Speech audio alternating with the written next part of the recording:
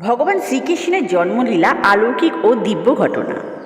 এটি মূলত দাপর যুগে ঘটেছিল, যখন পৃথিবীতে অধর্ম বেড়ে গিয়েছিল এবং কংসের মতন অত্যাচারী রাজারা নিজেদের রাজত্ব চালাচ্ছিল। মথুরার রাজা উগ্রসেনের পুত্র কংস সে অত্যন্ত ক্রুদ্ধ ও অত্যাচারী।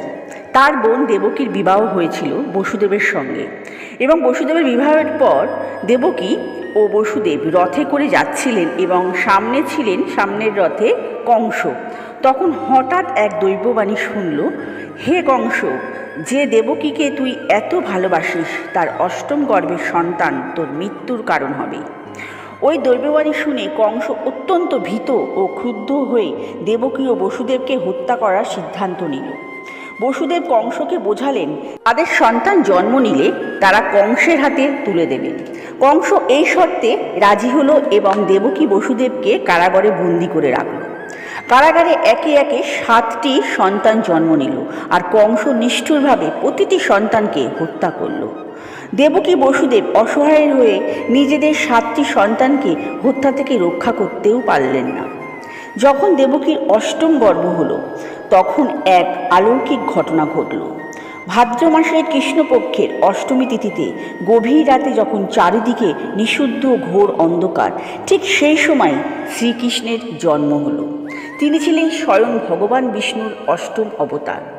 জন্ম মুহূর্তে শিশুটি 4 হাত বিশিষ্ট শঙ্খ, চক্র, গদা, পদ্মধারী রূপে আবির্ভূত হয়েছিলেন এবং তার পিতামাতা বসুদেব ও দেবকীকে নিজের দিব্যরূপ দেখিয়েছিলেন এবং বসুদেবকে আদেশ দিয়েছিলেন যে তাকে যেন নিঃশব্দে নন্দ ও যশোদার কাছে রেখে আসা হয়।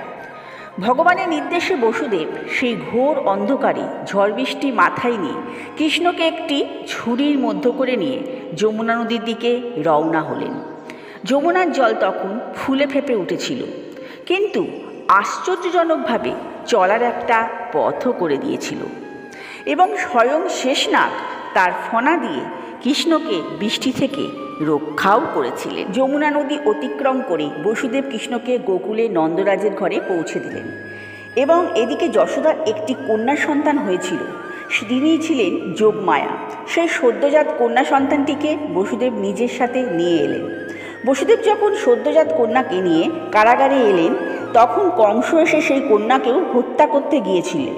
তখন সে কন্যাটি কংসর হাত থেকে ফসকে আকাশের দিকে উঠে দেবী রূপে আবির্ভূত হয়ে কংসকে বললেন, মূর্খ, তোকে যে বধ করবে সে ইতিমধ্যে জন্মগ্রহণ করে অন্যত্রে নিরাপদে আছে।